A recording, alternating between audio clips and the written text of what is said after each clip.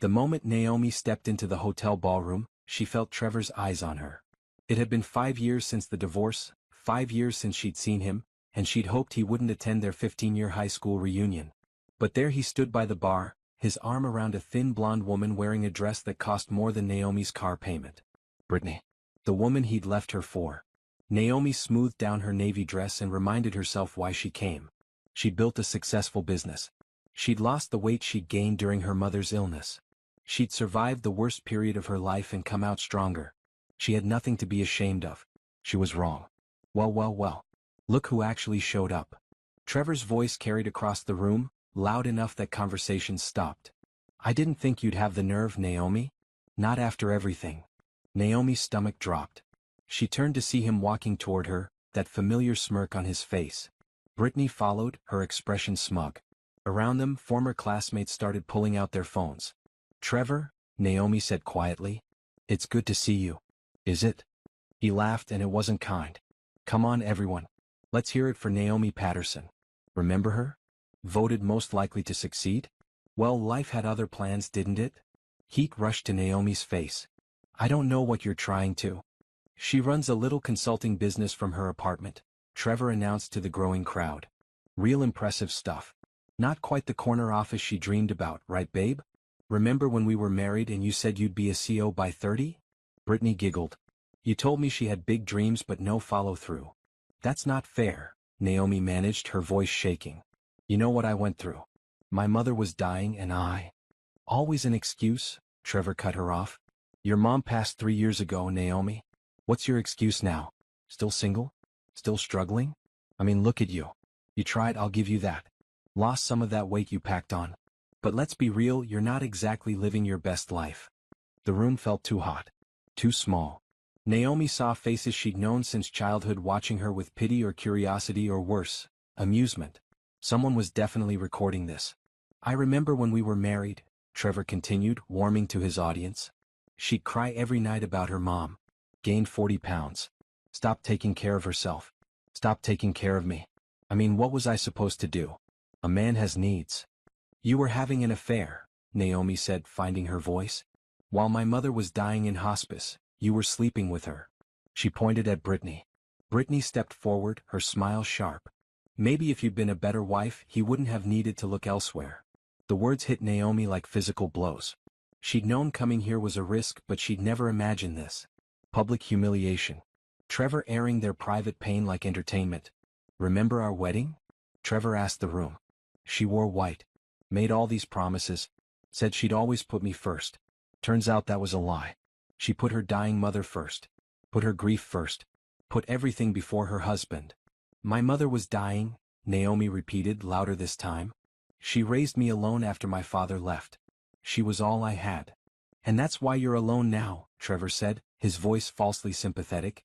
Because you never learned how to prioritize the right things. I mean, look at me. I moved on.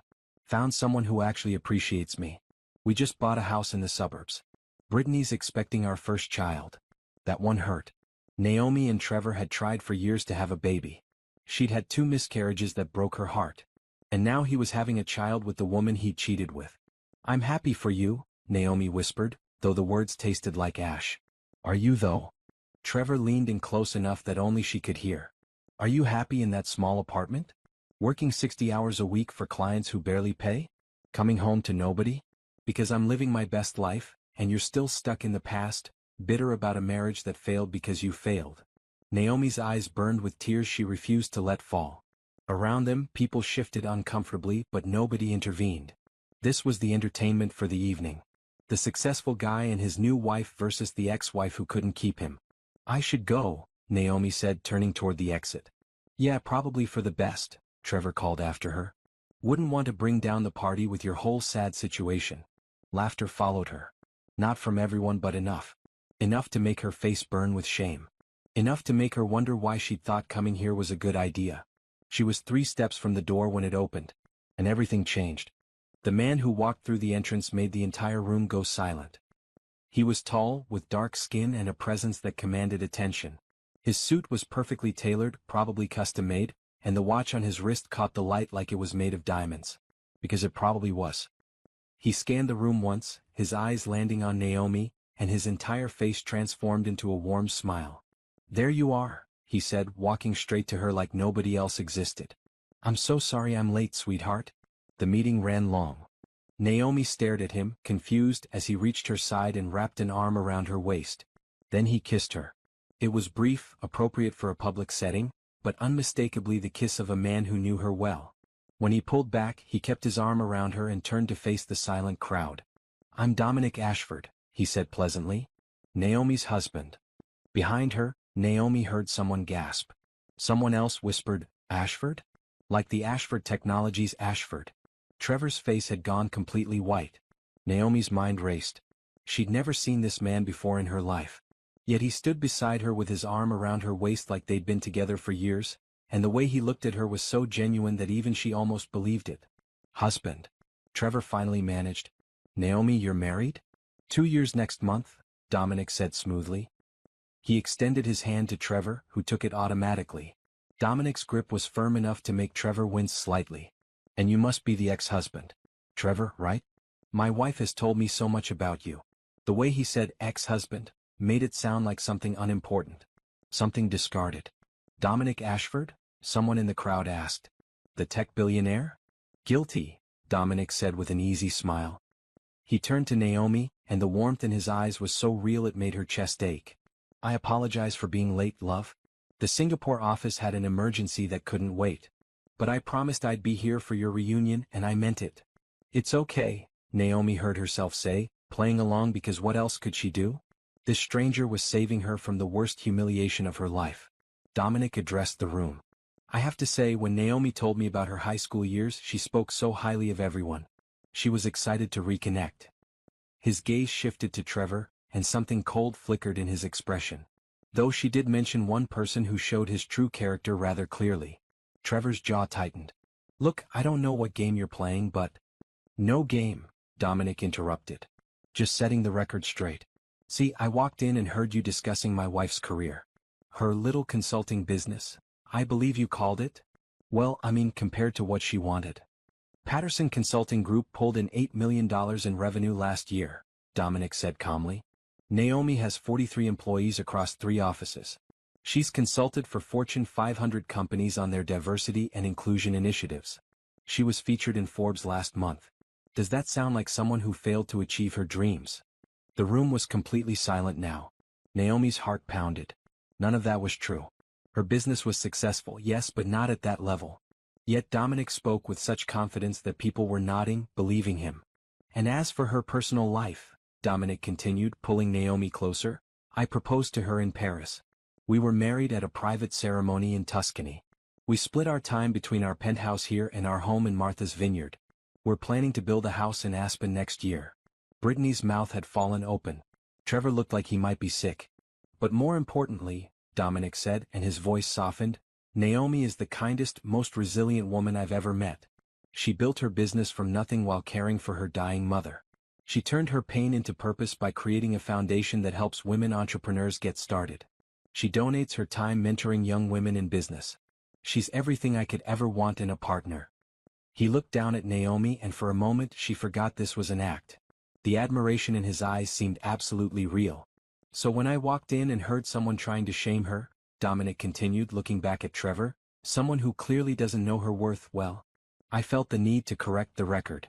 "This is insane," Trevor said, his voice rising. "You're lying. All of this is lies. Naomi doesn't have a consulting empire. She doesn't live in a penthouse. And she's definitely not married to a billionaire." "Would you like to see the marriage certificate?" Dominic asked pleasantly.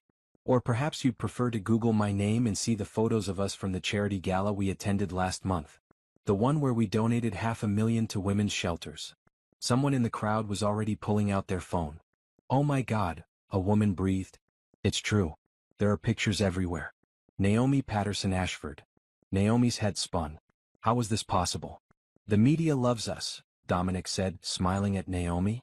"The self-made businesswoman and the tech CEO. They say we're relationship goals." He paused, then added, "Unlike some people who build their relationships on affairs and betrayal." Brittany flinched.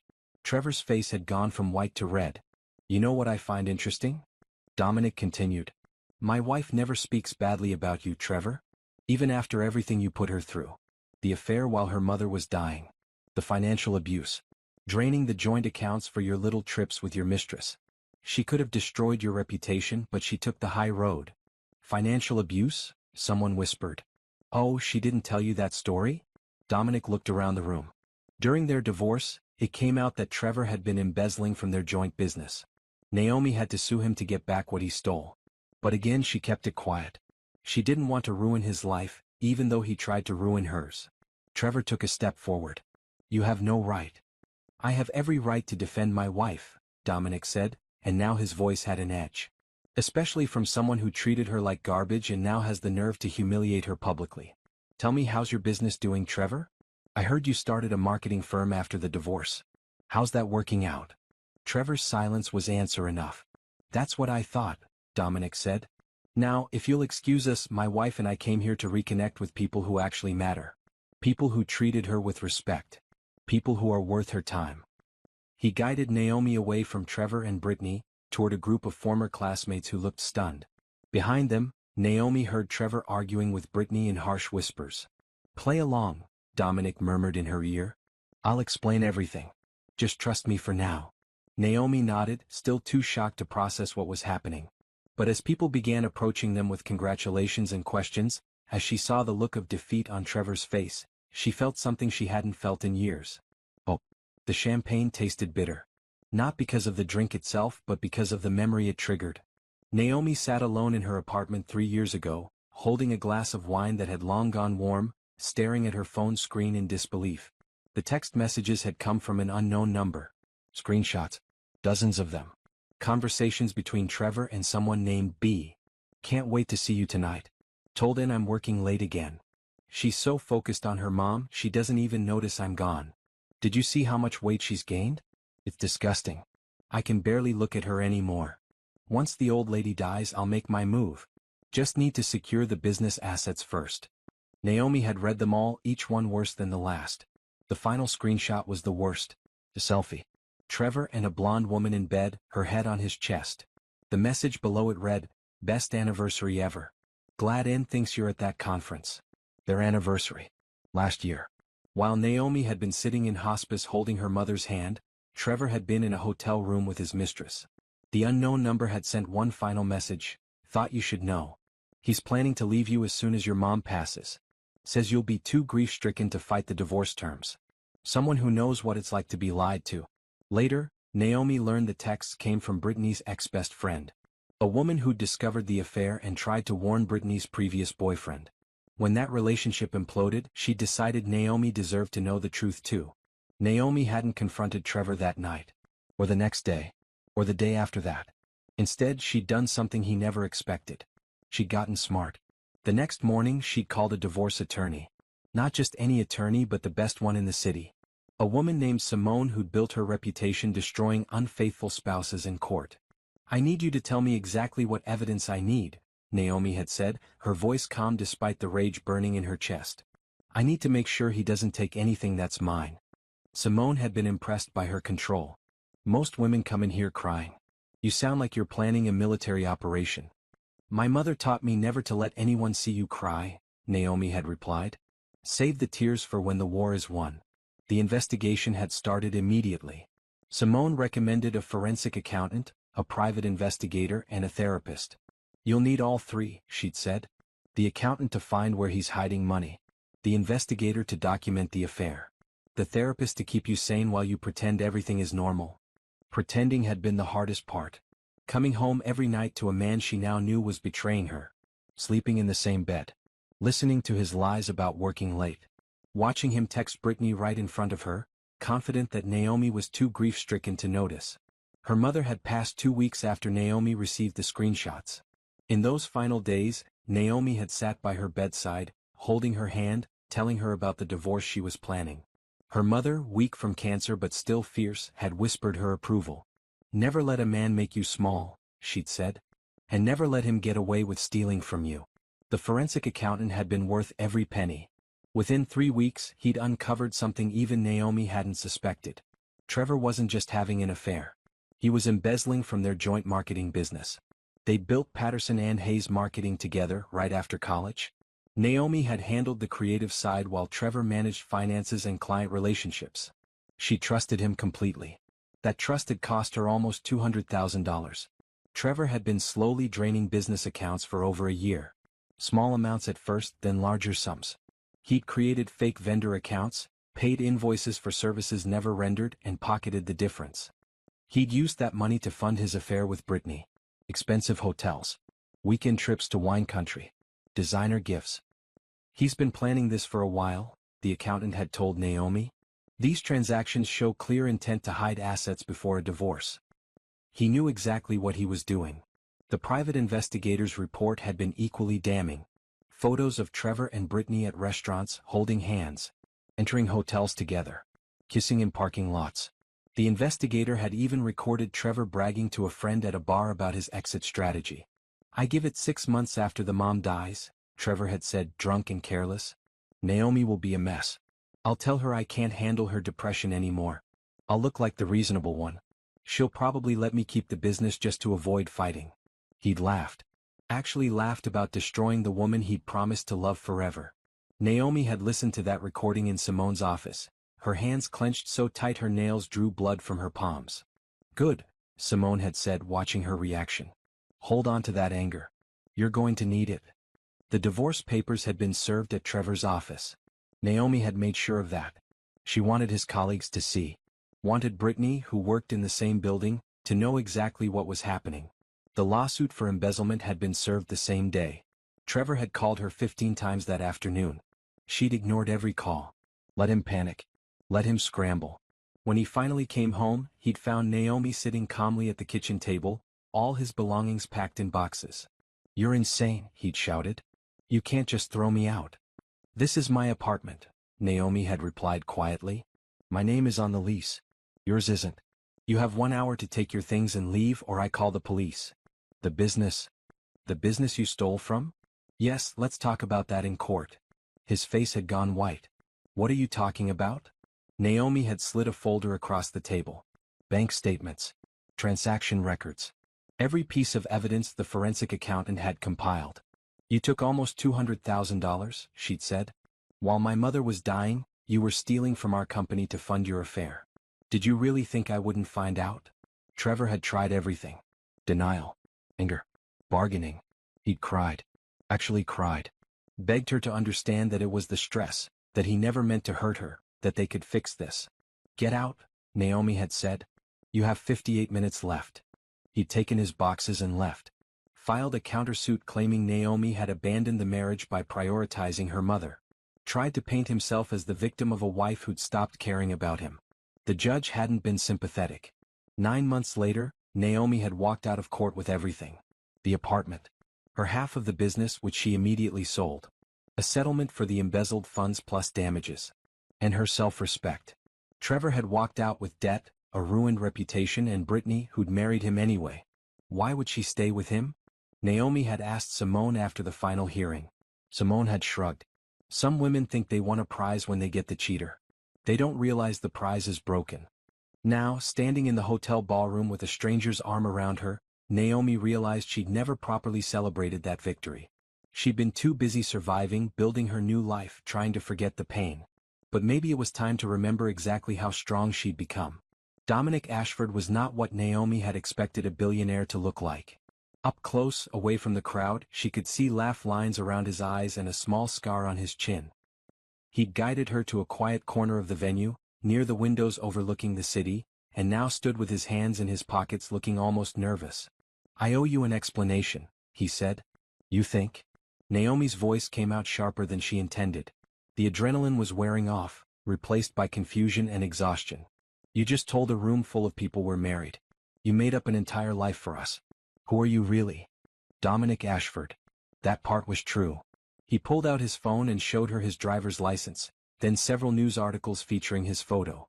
Tech entrepreneur. Founded Ashford Technologies 12 years ago.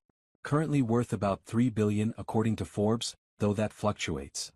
Naomi stared at the screen, then at him.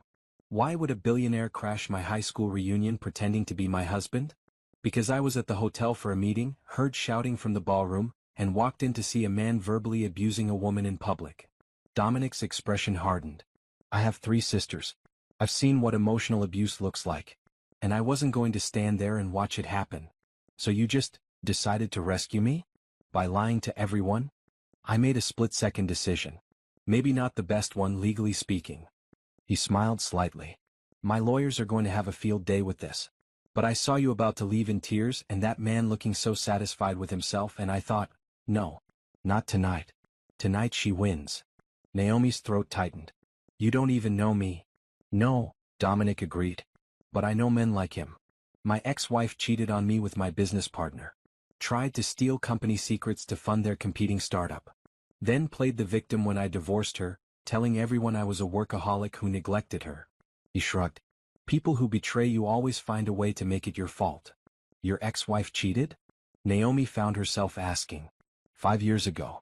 Signed a prenup, thankfully, so the divorce was financially clean. Emotionally? He laughed without humor. That took longer to recover from. But I learned something important. The best response to people who try to humiliate you isn't matching their cruelty. It's succeeding so completely that they become irrelevant. Naomi studied him carefully. The things you said about my business. My revenue numbers. My Forbes feature. Total fabrication, Dominic admitted. I apologize for that. But tell me, how did it feel when his face went white? Despite everything, Naomi smiled. Pretty good. How much of what I said was actually false? The question surprised her. I do run a consulting business. Patterson Consulting. But it's just me and 2 part-time contractors. We made about $200,000 last year, not $8 million. I work from a home office, not 3 locations. And I've never been to Tuscany. What about the Forbes article? I was quoted in a local business journal. Not exactly the same thing. Dominic nodded thoughtfully. And the foundation? The mentoring? That part's real, Naomi said quietly. I started a nonprofit that helps women rebuild after divorce. We provide small business grants and financial literacy training. It's not huge, but it matters. See? The core of it was true. I just amplified the volume. He pulled out his phone again. Speaking of which, we should probably address the pictures. What pictures? Dominic turned his screen to show her a Google search for Dominic Ashford wife. The results showed photos of Dominic at various events. Always alone or with business associates. No wife. So when Trevor Googles us, he'll find nothing, Naomi said. Not yet. Dominic's expression turned mischievous. But I know people. Really good people with cameras and Photoshop skills. By tomorrow morning, there will be pictures of us at charity events. Social media posts. Maybe even a wedding announcement in the society pages, backdated 2 years. Naomi's eyes widened. You can't do that. That's fraud. That's creative storytelling, Dominic interrupted. Look, here's the situation. I told a room full of people we're married. They're probably already posting about it on social media. By morning, this will be everywhere. We have 2 choices. 1, I issue a statement saying it was a misunderstanding, you're humiliated again, and Trevor gets to laugh about the crazy billionaire who lied for you. Or 2, we commit to the bit. Commit to the bit? Naomi repeated. For a while. A few months, maybe. We appear together at public events. Get photographed. Build a believable narrative. Then we have a quiet, amicable divorce. Irreconcilable differences or whatever. You come out of it with your dignity intact and a very generous settlement that will fund your business expansion. You want to fake a marriage. I want to help you beat a bully, Dominic corrected. And honestly, I'm tired of being asked when I'm going to settle down again. Having a wife, even a fake one, will get the matchmakers off my back. We'd be helping each other. Naomi shook her head. This is insane. People don't do things like this. People with resources do whatever they want, Dominic said simply. And I have significant resources. The question is, do you want to walk out of here tonight as the woman who got publicly humiliated by her ex? Or as the woman who married a billionaire and built an empire? Naomi looked past him to where Trevor stood with Brittany, arguing in hushed tones. Even from here she could see the panic on his face. For once he was the one off balance. The one scrambling. Why would you do this for me? She asked quietly. Dominic was quiet for a moment. My youngest sister went through a divorce last year. Her husband cheated, then tried to destroy her reputation to cover his guilt. He almost succeeded. She almost gave up on everything she'd built because she was so broken down. I helped her, but not before she'd already suffered so much.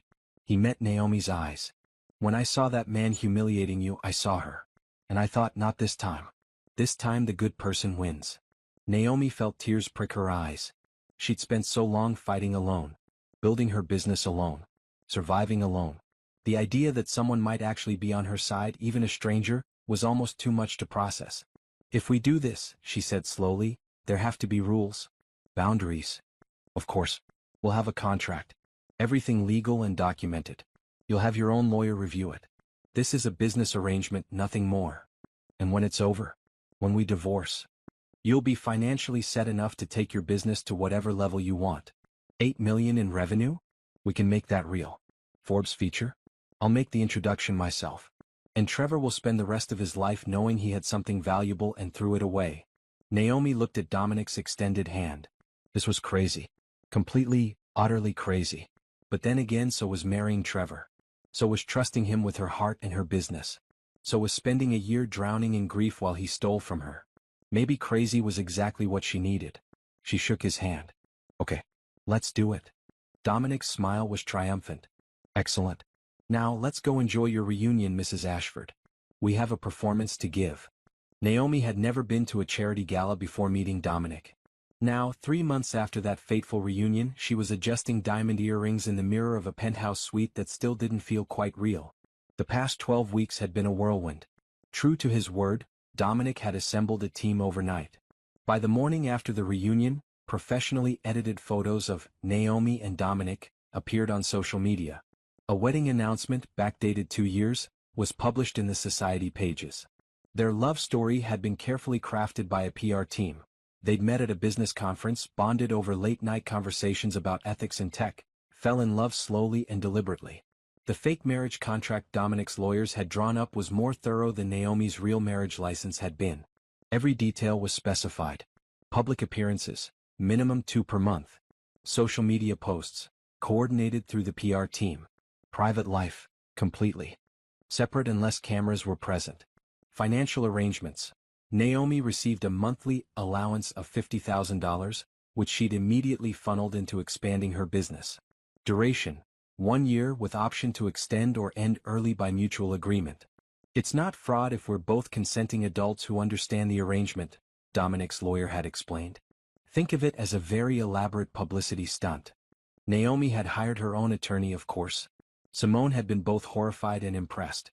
This is either brilliant or career suicide, Simone had said. Possibly both. But the contract is solid.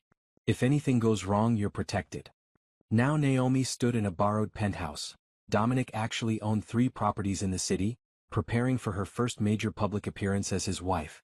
The charity gala supported women's entrepreneurship, which was actually perfect given her real work. You ready? Dominic appeared in the doorway, looking devastating in a black tuxedo. Over the past 3 months, Naomi had learned he was naturally kind, genuinely funny, and surprisingly down-to-earth for a billionaire. They'd fallen into an easy friendship, meeting for coffee to coordinate their stories, texting each other jokes, actually enjoying their arrangement. Nervous, Naomi admitted. What if someone realizes we're faking? They won't. You know why? Dominic crossed the room and took her hands. Because the best lies are built on truth. We genuinely like each other. We share values. We make each other laugh. People will see that and believe the rest. He was right. The chemistry between them wasn't romantic, but it was real.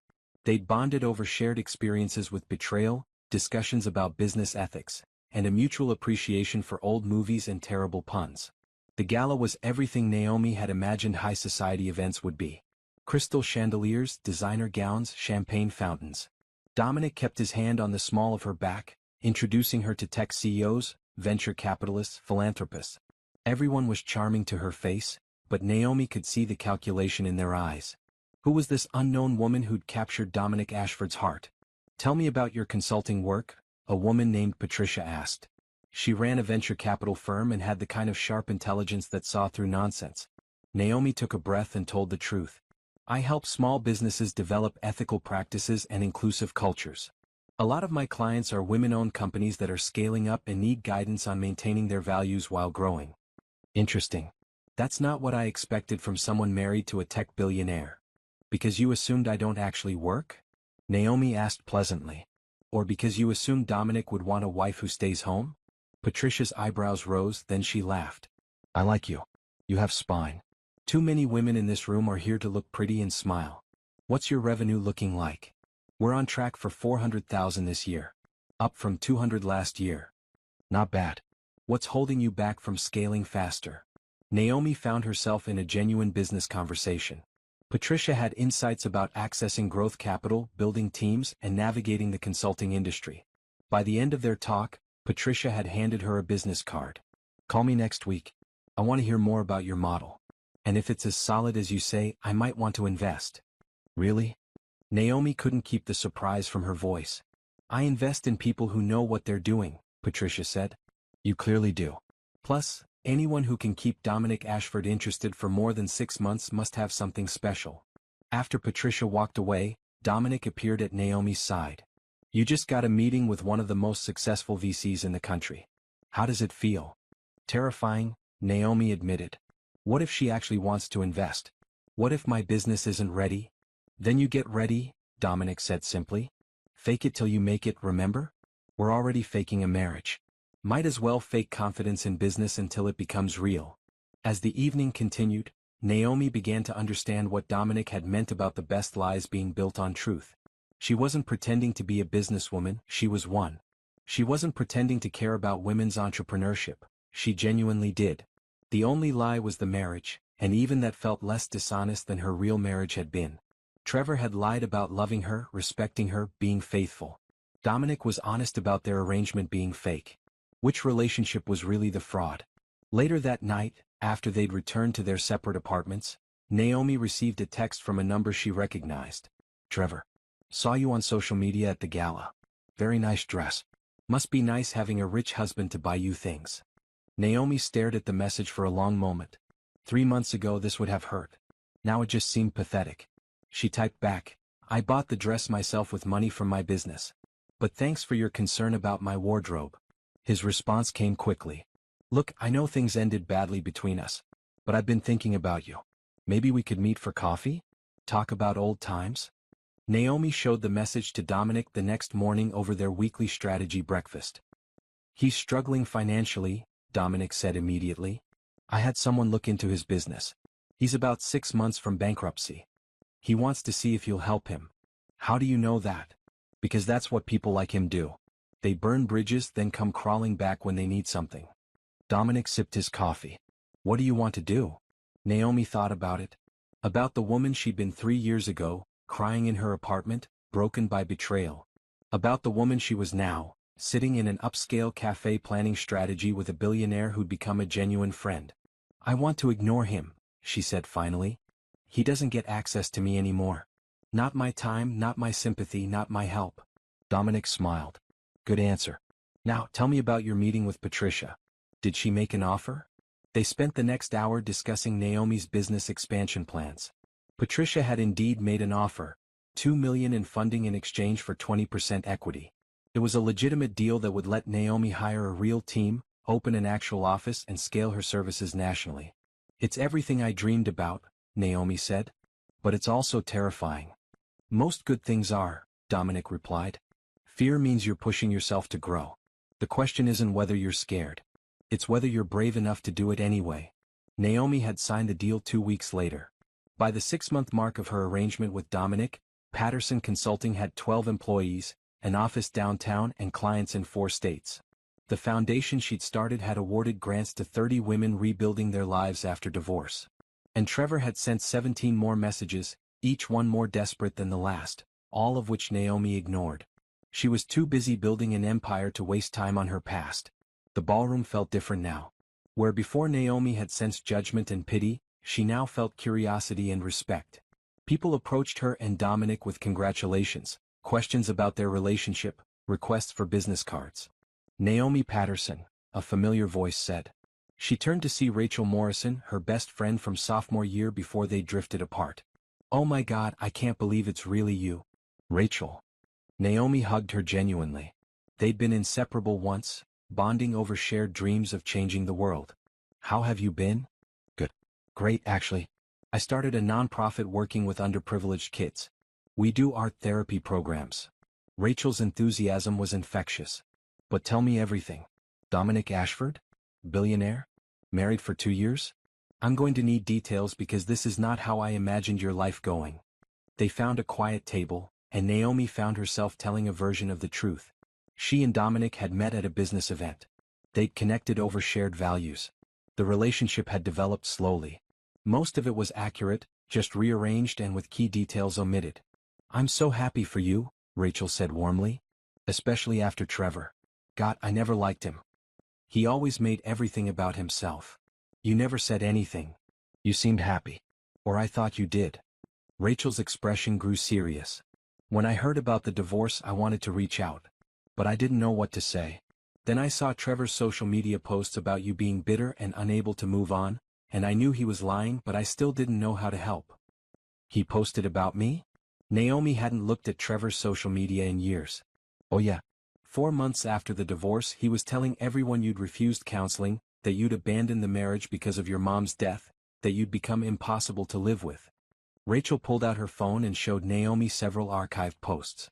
Each one painted Trevor as the long-suffering husband who tried to save a failing marriage.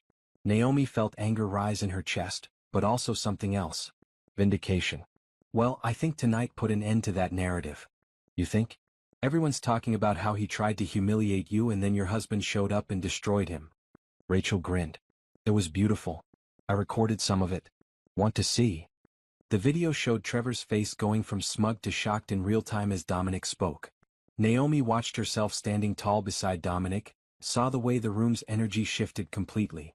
It was better than she'd imagined. Can you send me that? Naomi asked. Already posted it to the reunion Facebook group, Rachel said cheerfully. With the caption "Karma is real." It has 300 likes already. More former classmates approached throughout the evening. Some were genuine in their congratulations, clearly happy to see Naomi thriving. Others were obviously curious about the scandal, hoping for drama.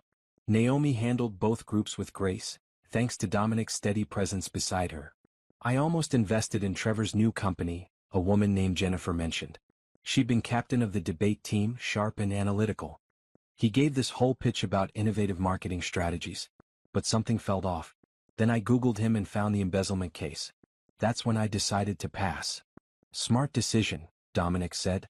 Due diligence saves a lot of heartbreak. It does. Which is why I looked you up too, Jennifer said to Naomi.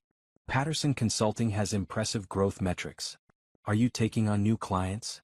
Naomi handed her a business card, feeling surreal. She was networking at her high school reunion. Using her real business. Building actual connections. Across the room, she saw Trevor and Brittany sitting isolated at a corner table. Nobody was approaching them. Brittany's earlier smugness had been replaced with barely concealed fury. Trevor looked defeated, his shoulders slumped. Don't stare at them, Dominic murmured. You're above that now. I know. It's just weird seeing him like this. For so long he was the one with power over me. And now he has none.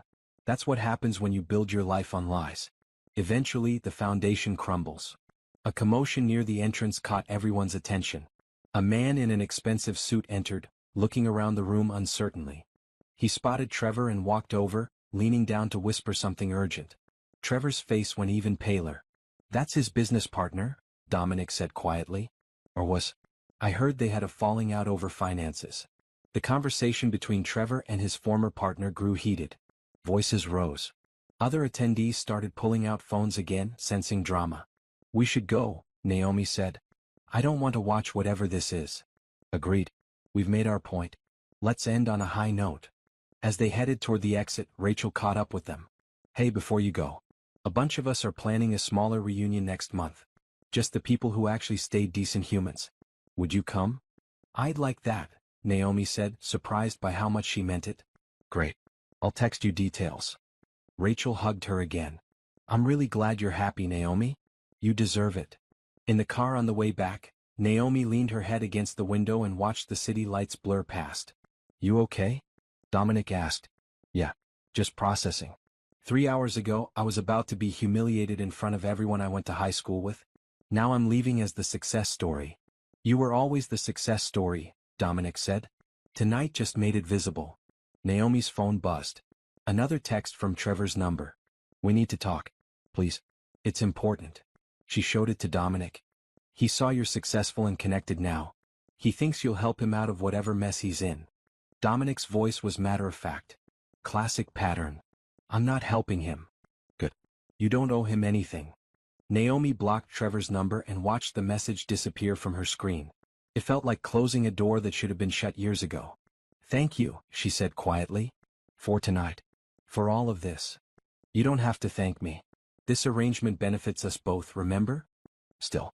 You didn't have to be this kind about it. You could have just played the role and kept your distance. Dominic was quiet for a moment.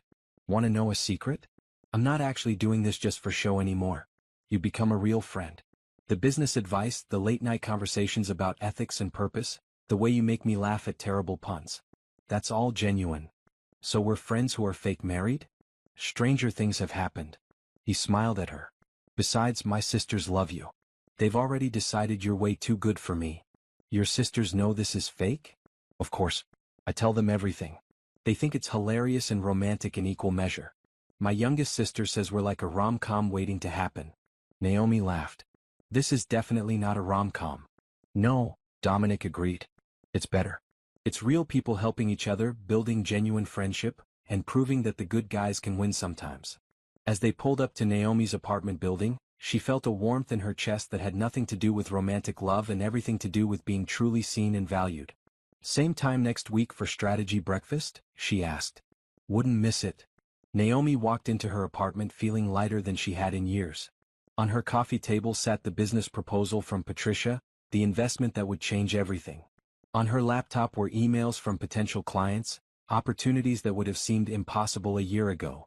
And in her blocked contacts was Trevor's number, finally relegated to the past where it belonged. She was winning. Not through revenge or cruelty but through building something better. Through becoming someone who didn't need to destroy her enemies because they weren't worth her time. It was the sweetest victory of all.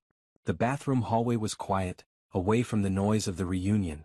Naomi washed her hands, checking her reflection one more time.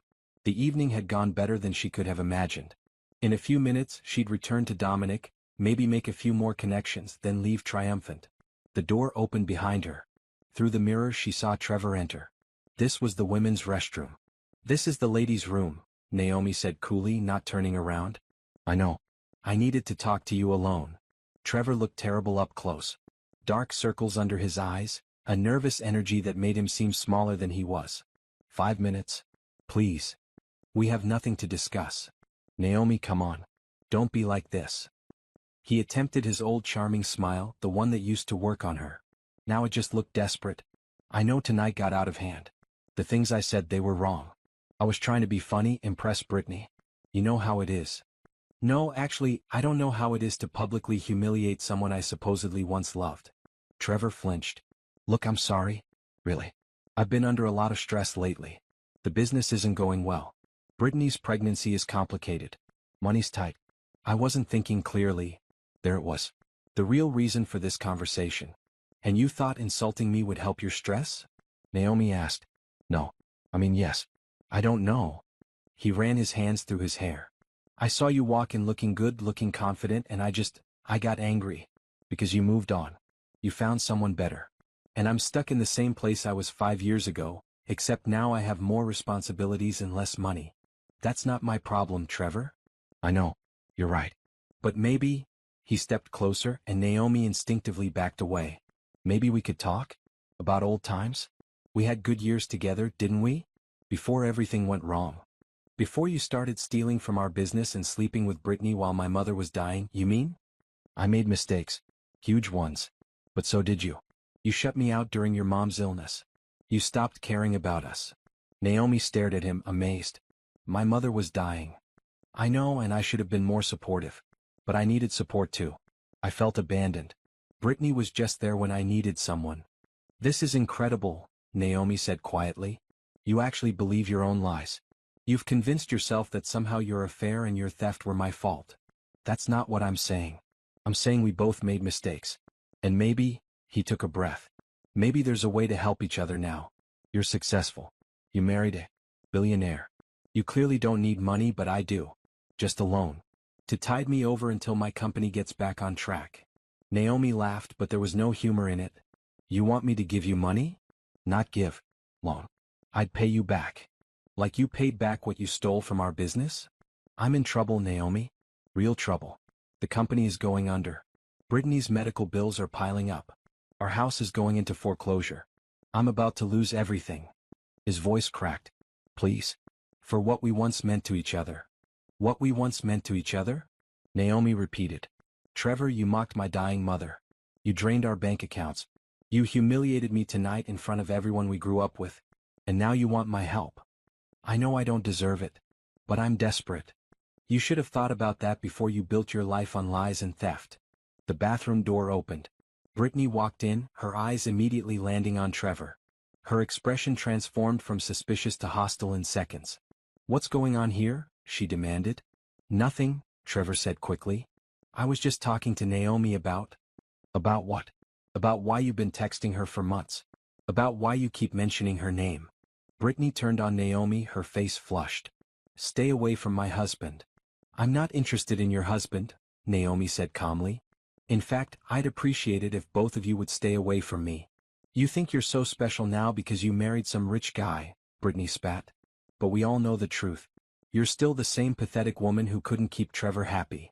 If making Trevor happy requires tolerating theft and infidelity, then I'm glad I failed. Brittany stepped forward aggressively. You don't know anything about our relationship. Trevor loves me. He chose me over you. And how's that working out? Naomi asked. Based on what I'm hearing, it sounds like you're both miserable, broke, and desperate. We're fine, Brittany insisted, but her voice wavered. Are you? Because your husband just asked me for money. Which suggests things aren't actually fine. Brittany whirled on Trevor. You asked her for money? After everything we discussed? You promised you'd find another way. I'm out of options. Trevor shouted. My business partner quit. The investors pulled out. We're 3 months behind on the mortgage. What did you want me to do? Not beg your ex-wife. Brittany screamed back. The door opened again. Dominic stepped in, his expression unreadable. Behind him was hotel security. There you are, Dominic said to Naomi. Someone mentioned seeing 2 people corner you in the restroom. I thought you might need assistance. I'm fine, Naomi said. I was just leaving. You brought security? Trevor asked incredulously. Are you serious? My wife mentioned you've been harassing her with unwanted texts, Dominic said pleasantly. And now you've followed her into a bathroom to continue that harassment. So yes, I brought security. Gentlemen? 2 security guards stepped forward. Sir, ma'am, I'm going to need you to leave the premises, one said to Trevor and Brittany. This is ridiculous, Trevor protested. I was just trying to have a private conversation. In the women's restroom, the guard pointed out. Which is both inappropriate and against hotel policy. We're leaving, Brittany said, grabbing Trevor's arm. As they were escorted out, she turned back to Naomi with pure venom in her eyes. You think you've won something. But you're just another rich man's trophy wife. That's all you'll ever be. After they left, Naomi leaned against the sink, her hands shaking slightly. Are you okay? Dominic asked gently. Yeah. Just angry. He actually asked me for money. After everything he did, he thought I'd just hand over cash because he's in trouble. Some people never learn that actions have consequences, Dominic said. They think charm or shared history will override everything else. The worst part? He genuinely believed he deserved my help. Like I owed him something. You don't owe him anything. Not sympathy, not money, not even acknowledgement. Dominic offered his arm. Ready to go back out there and finish this evening on your terms? Naomi took his arm, steadying herself. Yeah. Let's do that. As they walked back into the ballroom, Naomi noticed people whispering, looking at their phones. The encounter with Trevor and Brittany had already been noted and was spreading through the reunion gossip chain. Let them talk, Dominic murmured. By tomorrow, the story will be about how your desperate ex-husband harassed you and was removed by security. Just another piece of evidence that you made the right choice leaving him. He was right.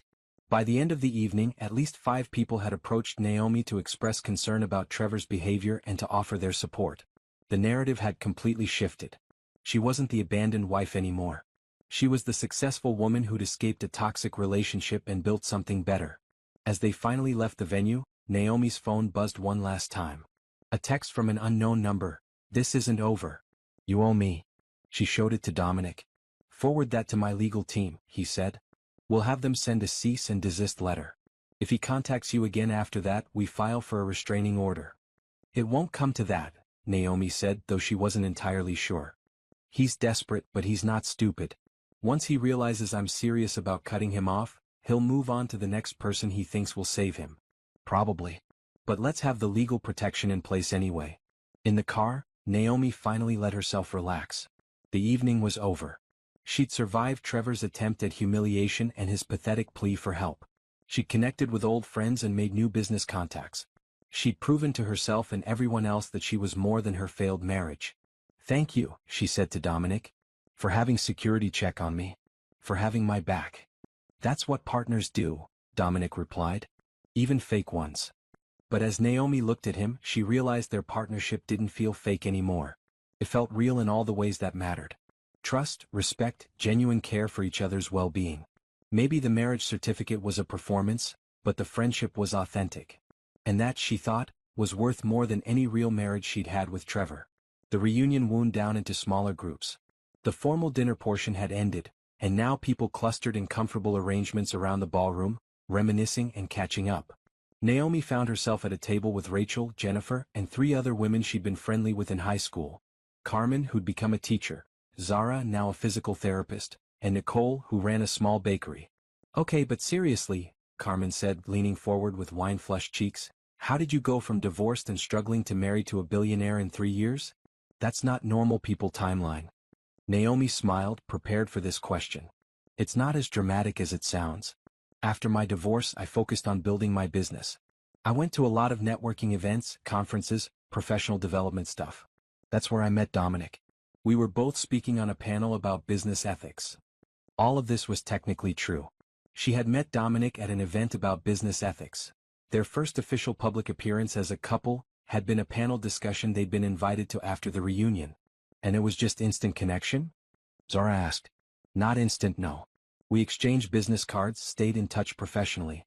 Then one day he invited me to coffee to discuss a consulting project for his company. We talked for 4 hours. Then we met again. And again. It built slowly." Also technically true. Their friendship had developed over multiple coffee meetings as they figured out how to make their arrangement work. "That's actually really romantic," Nicole said wistfully. "My dating life is a disaster. Every guy I meet either wants something casual or has weird hang-ups about dating a woman who owns her own business." "Tell me about it," Carmen agreed. "I dated this guy for 6 months who seemed great, until he proposed and then immediately started talking about how I'd need to quit teaching once we had kids. Like my career was just a hobby I'd abandon." "Did you dump him?" Rachel asked. "Instantly. I love teaching. I'm not giving that up for anyone." The conversation shifted to relationships, careers, the balance women were expected to maintain. Naomi found herself sharing more honestly than she'd expected to. "After Trevor, I almost gave up on everything," she admitted. "Not just relationships but my whole sense of self-worth. He'd convinced me that I was the problem. That I'd failed as a wife, that I was too focused on my mom, that I'd let myself go. I internalized all of it." "That's abuse," Jennifer said bluntly. "Emotional abuse. Making you doubt your reality. I know that now. But at the time I just felt broken. And when someone you love tells you repeatedly that you're not enough, eventually you start believing it." Zara nodded. "My ex did something similar. Told me I was too sensitive, too emotional, too needy. Turned out he was cheating and needed to make me feel crazy so I wouldn't trust my instincts." "Same with mine," Nicole added. "Gaslit me for 2 years about his gambling problem. Told me I was paranoid and controlling for asking about missing money. Why do they all use the same playbook?" Carmen wondered aloud. "Because it works," Jennifer said. "People who manipulate others have figured out that if you make someone doubt themselves enough, they'll accept anything." "So how did you break free from that?" Rachel asked Naomi. "Because clearly you did. You're confident now. Successful. How did you get from believing his lies to where you are today?" Naomi thought carefully. "Therapy helped. So did focusing on my work. Building my business gave me something concrete to point to, proof that I wasn't incompetent or incapable like he'd said. But honestly, the biggest shift came when I stopped caring whether Trevor thought I was worthy. I stopped trying to prove anything to him." "That's powerful," Zara said quietly. "It took time. After the divorce, I'd still sometimes catch myself thinking, what would Trevor say about this? Or, Trevor was right that I'm not good at this." Breaking those thought patterns was harder than leaving the marriage. And now? Carmen asked. Do you still think about him? Not the way I used to. Now when I think about Trevor, it's more like remembering a hard lesson I learned. He taught me what I won't accept in my life. What I won't tolerate from people who claim to love me. Nicole raised her glass. To hard lessons and the strength to survive them. They all clinked glasses. The conversation continued, growing more honest and vulnerable. Carmen shared about her struggle with anxiety after her father's sudden death. Zara talked about recovering from an eating disorder. Nicole discussed the financial stress of keeping her bakery afloat during the pandemic. Rachel opened up about her battle with depression. Is it weird that this is the best reunion conversation I've had? Jennifer asked. Just being real about the hard stuff instead of pretending everything's perfect? It's not weird at all, Dominic said, approaching the table with fresh drinks. He'd been circulating around the room, giving Naomi space to reconnect with friends. Authenticity is rare. Especially in settings like this where everyone's usually performing their best life. Join us, Rachel invited. We're discussing how life rarely goes according to plan. Dominic sat beside Naomi. That's definitely true. I plan to take my first company public by 30. Instead, I dealt with a messy divorce at 28 and had to rebuild both my business and my personal life. How did you handle that? Carmen asked. Not well at first, Dominic admitted. I threw myself into work, avoided processing the betrayal, pretended I was fine. It took my sister staging an intervention to make me realize I needed help. Therapy? Zara asked. Therapy, support groups for people dealing with betrayal, and eventually, learning to trust again. He glanced at Naomi. Though I'm still working on that last part. The honesty in his voice surprised Naomi. They discussed his divorce before, but always in strategic terms. How it informed their current arrangement, what he'd learned about prenups and asset protection. This was different. This was real vulnerability. Do you think you'll ever fully trust someone again? Nicole asked. Dominic considered the question. I think trust isn't an all-or-nothing thing. It's built in small moments. Someone keeping their word. Someone showing up when they say they will. Someone respecting boundaries. You accumulate evidence that a person is trustworthy, and eventually you believe it. That's very logical, Jennifer observed. I'm an engineer, Dominic said with a smile. Everything's data and evidence. But relationships aren't logical, Rachel countered. They're messy and emotional and unpredictable. True. Which is why I appreciate when someone brings clarity and honesty to the mess. He looked at Naomi again. That's what drew me to my wife. She's direct. No games, no manipulation. Just clear communication about what she wants and needs. The women at the table sighed collectively. Where do we find men like you? Carmen asked. Because they're not on the dating apps. Everyone laughed and the conversation shifted to terrible dating stories. But Naomi sat quietly, processing what Dominic had just said. Was he still performing for their audience? Or had that been genuine? Later, when she and Dominic stepped outside for air, she asked him, Were you being real in there? About trust and evidence and all that? Yes, Dominic said simply. This arrangement started as a performance, but you know what? I've learned a lot about who you are over these months. And I trust you. Not because I'm pretending to for appearances, but because you've proven yourself trustworthy. How? You keep your word.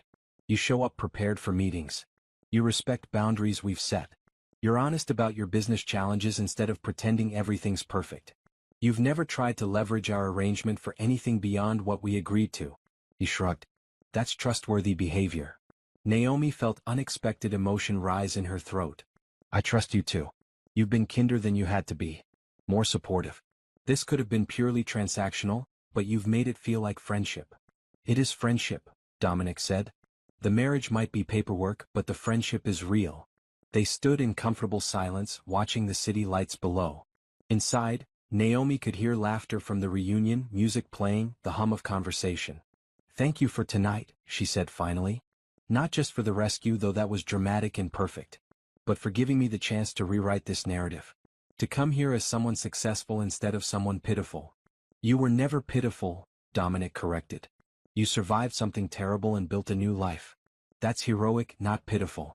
Tonight just made sure everyone else saw what I already knew, that you're remarkable. Naomi smiled. You're good at this whole supportive husband thing. Sure you don't want to make it real? She'd meant it as a joke, but Dominic's expression turned serious. If circumstances were different, I'd consider it. You're exactly the kind of partner I'd want. Smart, ethical, funny, resilient. But we both know this only works because it's temporary. Because there's an end date. He was right, of course. Their arrangement had clear terms and a clear exit strategy. Making it real would complicate everything. But a small part of Naomi wondered what it would be like to have this kind of partnership permanently. Not the marriage paperwork, but the genuine friendship and mutual support. Ready to head back in for the final hour? Dominic asked. Yeah. Let's finish strong. As they returned to the ballroom, Naomi realized that tonight had given her more than vindication over Trevor. It had given her genuine reconnections with old friends, honest conversations about struggle and survival, and the knowledge that she wasn't alone in finding life complicated and messy. And it had deepened a friendship that, fake marriage aside, was one of the most real things in her life. The reunion coordinator, Mrs. Hampton, tapped the microphone to get everyone's attention.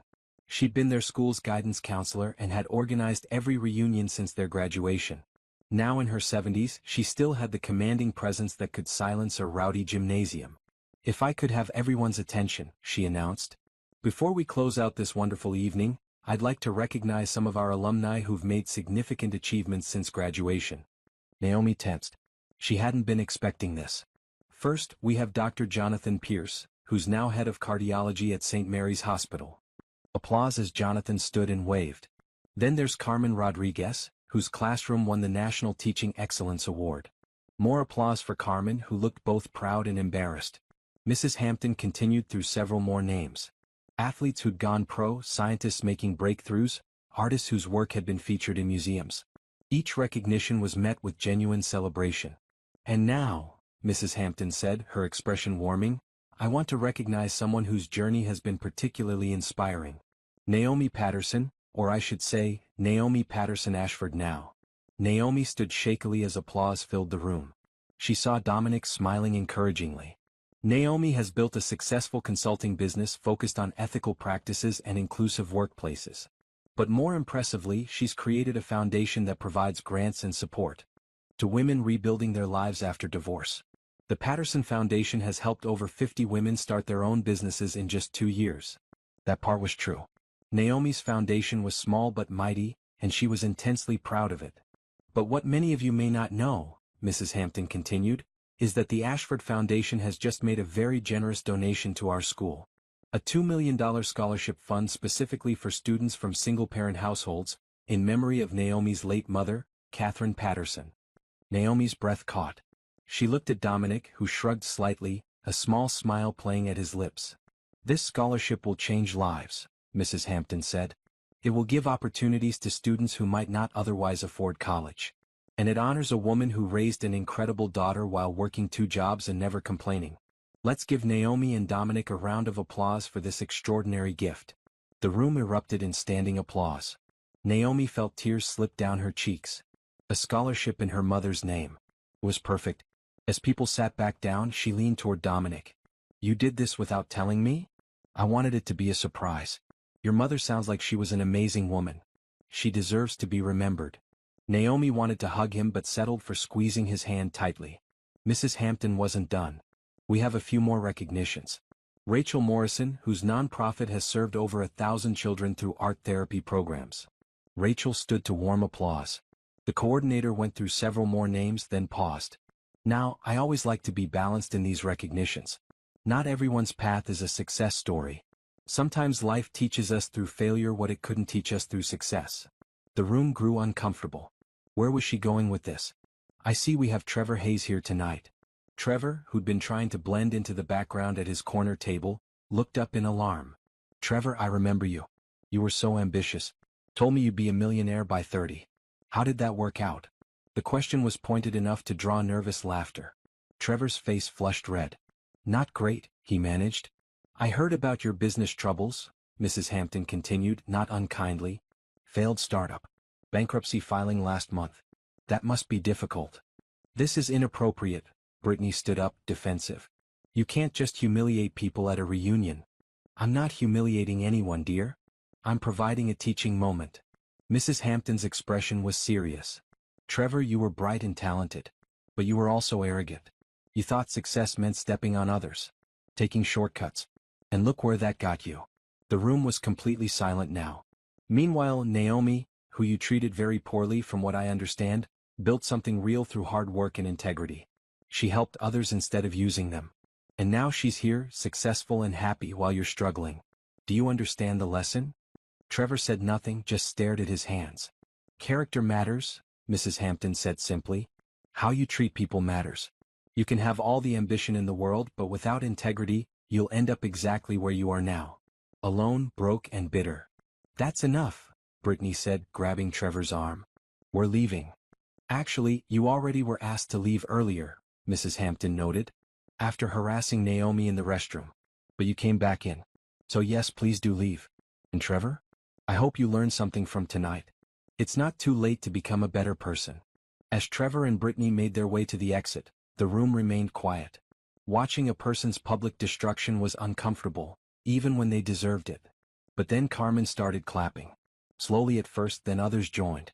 Not applause for Trevor's humiliation, but acknowledgement of the truth in Mrs. Hampton's words. Now then, Mrs. Hampton said, her tone lightening, let's end on a happier note.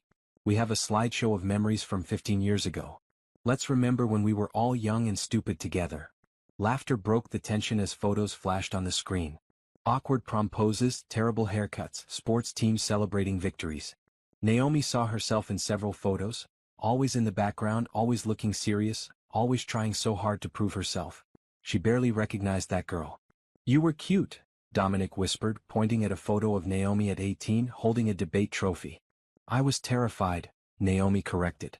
Trying to be perfect because I thought that's what it took to be worthy. And now I know I'm worthy whether I'm perfect or not. As the reunion wound to a close, people approached Naomi one final time. Some wanted business cards. Others wanted to thank her for the scholarship fund. A few just wanted to say they were happy she'd found happiness. Rachel hugged her tight. This was good. Reconnecting with you. Let's not wait another 15 years, okay? Deal. And I want to hear more about your nonprofit. Maybe the foundation can partner with you. I'd love that. Outside, waiting for their car, Naomi looked back at the hotel. 15 years ago, she'd walked into that school every day desperate to belong, to be seen, to matter. Tonight, she'd walked into that reunion already knowing her worth. The difference was everything. You know what's funny? She said to Dominic. I spent so much of my life worrying about what people like Trevor thought of me. Whether I was pretty enough, successful enough, good enough. And tonight proved that none of that mattered. The people who matter are the ones who see your value even when you're struggling. That's very wise, Dominic said. I learned it from someone smart. A friend who showed up when I needed him and asked for nothing in return except honesty. That friend sounds exceptional. He really is. The car arrived and they slid into the back seat. Naomi's phone buzzed with messages from people she'd reconnected with tonight. Actual friendships forming, business connections developing, a community she'd thought was lost forever now available again.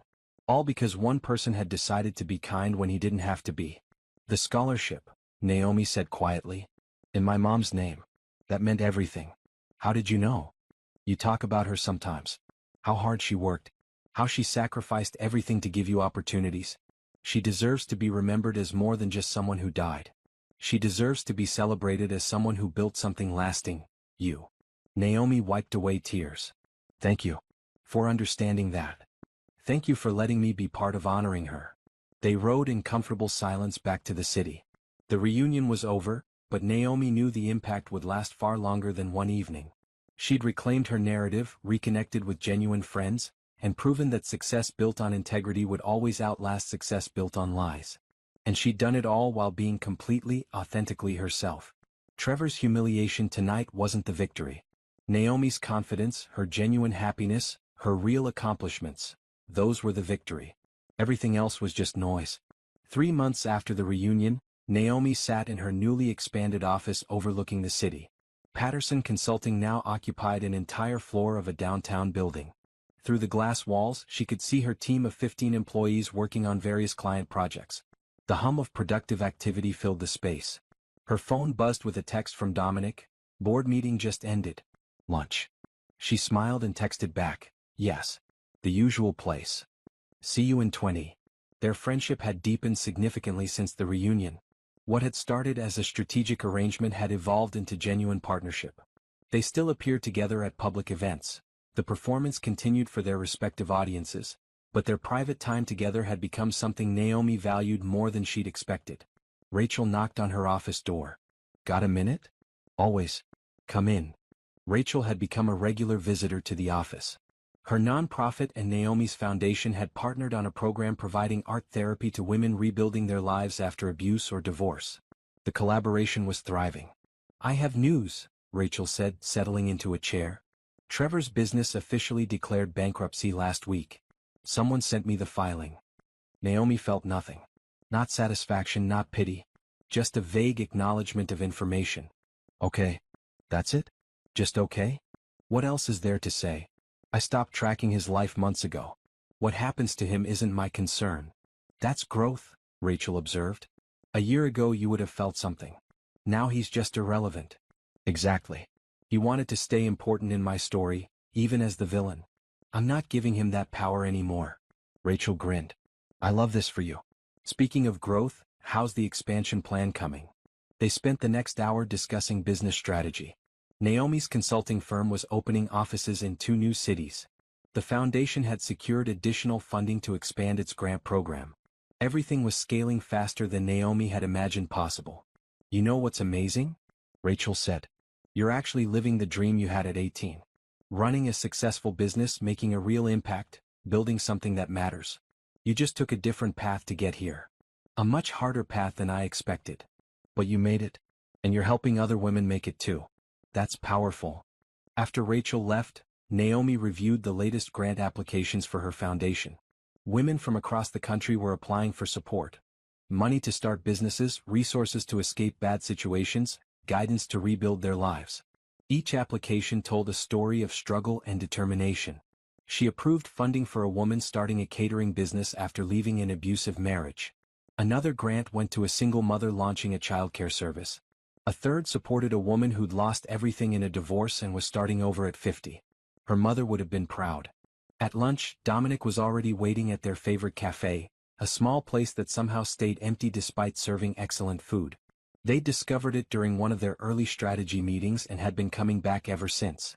"You look happy," he observed as she sat down. "I am. We just finalized the Chicago office lease. And the foundation approved 15 new grants this month." "That's fantastic. You're changing lives, Naomi." "We're changing lives," she corrected. "The Ashford Foundation's contribution made most of this possible." "True.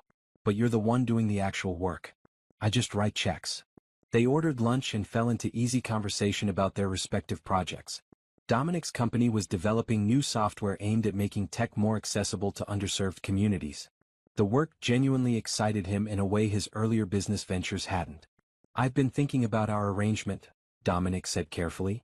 "We're coming up on the 1-year mark soon." Naomi's stomach dropped slightly. She'd known this conversation was coming. Their contract stipulated 1 year with an option to extend or end the arrangement. "Right. We should probably discuss that." "We could extend," Dominic suggested. "The public partnership has been beneficial for both of us. You've gotten access to investors and resources that accelerated your growth. I've had cover from aggressive matchmaking and speculation about my personal life." "Very transactional," Naomi noted. "That was the original point," Dominic reminded her. "But I'll admit the friendship that developed was unexpected. And valuable. So you want to extend the contract?" Dominic was quiet for a moment, studying his coffee. "I don't know what I want, honestly. This started as a performance, but somewhere along the way it stopped feeling fake. Not the marriage, that's still paperwork. But the partnership. The trust. The way we support each other. That's real." "It is," Naomi agreed quietly. "So the question is whether maintaining the marriage performance helps or hinders what we've actually built." Naomi hadn't expected this level of honesty. "What do you think?" "I think we should end the fake marriage," Dominic said. "Not because I want to end our friendship or partnership. I absolutely don't. But because I think continuing the lie might prevent us both from finding something real with other people." The word stung more than Naomi expected. "Have you met someone?" "No. But I've realized I'm ready to try. And I can't do that while I'm publicly married to you, even if it's fake." He looked at her seriously. "Have you met anyone?" "No," Naomi admitted. "I've been so focused on building the business that dating hasn't even been on my radar." "Exactly. This arrangement has been safe for both of us. No risk, clear boundaries, mutual benefit." But maybe it's time to be brave enough for the messy, uncertain real thing. Naomi nodded slowly. You're right. Of course you're right. So we announce an amicable divorce. Irreconcilable differences. We stay friends and business partners just without the marriage element. Yes. And we do it right. Controlled narrative, dignified announcement, clear messaging that we both remain committed to our respective foundations and business ventures. When? We could start the process next week. Have everything finalized by the end of the quarter. That gives us time to prepare people and control the story. Naomi felt unexpected sadness. Not because she was losing Dominic, he was right that their friendship would continue. But because this chapter was ending. The fake marriage had given her confidence when she needed it most. It had shielded her during vulnerable months of rebuilding. It had proven that she could trust again, even if the trust was built on unconventional terms. Thank you, she said, for everything this year gave me. The confidence, the connections, the proof that I deserve good things. You always deserved good things, Dominic said gently. This just made them visible. They finished lunch discussing logistics, lawyers to consult, statements to prepare, friends and family to inform. The conversation was practical, but beneath it ran currents of genuine affection and mutual respect. Walking back to her office, Naomi's phone buzzed. An unknown number. She almost ignored it, then curiosity got the better of her. The message read, I hope you're happy with yourself. You destroyed my marriage and my life. Brittany. Still finding ways to blame everyone except the man who'd actually betrayed them both. Naomi deleted the message without responding. Brittany and Trevor could blame her all they wanted. She was done accepting responsibility for other people's choices. That evening, Naomi drove to the cemetery where her mother was buried. She hadn't visited in months, caught up in the whirlwind of business growth and public appearances. Now, with the reunion behind her and the fake marriage ending, she wanted to talk to the woman who'd taught her everything about resilience. Hey Mom, she said, settling onto the grass beside the headstone. I know it's been a while. Things have been complicated. The evening was quiet, just the sound of wind through trees and distant traffic. I went to my reunion a few months ago. Trevor was there. He tried to humiliate me in front of everyone just like he used to do in private. But someone helped me. A friend who became so much more than I expected. She told her mother about Dominic, about the arrangement, about everything that had transpired. About the business success and the foundation and the women they were helping. There's a scholarship in your name now. $2 million for kids from single-parent homes. Just like you raised me. You're gonna change lives, Mom. The way you changed mine. Naomi wiped tears from her cheeks. I know you'd be proud of me. Not for the money or the business success but for learning to value myself. For refusing to accept less than I deserve. For building something real instead of chasing approval from people who don't matter. She stayed until sunset, watching the light fade across the headstones. When she finally stood to leave, she felt lighter. More certain. Her mother had taught her that the best revenge was living well. Not destroying your enemies but building a life so good that their opinions became irrelevant. Naomi had finally learned that lesson. Driving home, she thought about what Dominic had said. About being brave enough for something real. About ending the safe arrangement and risking actual vulnerability again. He was right. It was time. The next morning, she called her lawyer and started the divorce process. Within days, the announcement would go public. Naomi Patterson Ashford and Dominic Ashford were ending their marriage amicably after irreconcilable differences. They remained friends and committed to their respective charitable work. The narrative was clean, dignified, and entirely believable. But more importantly, it was freeing. 2 weeks later, Naomi attended Rachel's fundraiser for the art therapy nonprofit. She went alone. No Dominic, no performance, just herself. And it felt good. You look different, Rachel observed. Lighter somehow. I feel lighter. The divorce finalized yesterday. How are you doing with that? Good actually. Dominic and I are having lunch next week to discuss a new foundation partnership. We're still friends. Just not married. And you're okay? Naomi smiled. I'm better than okay. I'm free. Later that evening, a man approached her at the bar. He was handsome, confident, and when he smiled, it reached his eyes. I heard you speak earlier, he said. About your foundation. I run a nonprofit focused on financial literacy. I think our organizations might have overlapping goals. I'd be interested in hearing more, Naomi said. His name was Jordan. He was divorced, had 2 kids, and spoke passionately about helping people escape cycles of debt and poverty. They talked for 2 hours, exchanged business cards, and agreed to meet for coffee the following week. Naomi didn't know if it would lead anywhere. Maybe Jordan would become a business partner. Maybe a friend. Maybe something more. Or maybe nothing at all. But the possibility was there, and that was enough. Driving home, Naomi thought about the woman she'd been at 18, desperate to prove herself worthy. The woman she'd been at 30, broken by betrayal and struggling to survive. The woman she'd been at 33, walking into a reunion terrified of judgment. And the woman she was now at 35, who'd built an empire on integrity, helped dozens of other women rebuild their lives, and learned to value herself independent of anyone else's opinion. The journey hadn't been what she'd planned. It had been harder, messier, more painful. But it had also been more rewarding than she could have imagined. Trevor had tried to destroy her reputation and her confidence. Instead, he'd forced her to discover her own strength. Brittany had tried to make her feel worthless. Instead, she'd proven her own value. And Dominic? He'd given her the gift of believing in herself again. Of trusting that good people existed. Of knowing that partnerships could be built on mutual respect instead of manipulation. The fake marriage was over. But the real transformation it had sparked was permanent. Naomi pulled into her parking garage, gathered her things and headed up to her apartment. On her coffee table sat a framed photo from the reunion, her and Dominic, smiling genuinely, friends who'd helped each other when they needed it most. She didn't regret a single moment of their arrangement. But she was ready for what came next. Ready to build something real, something lasting, something entirely her own. And this time she knew exactly what she deserved. Everything.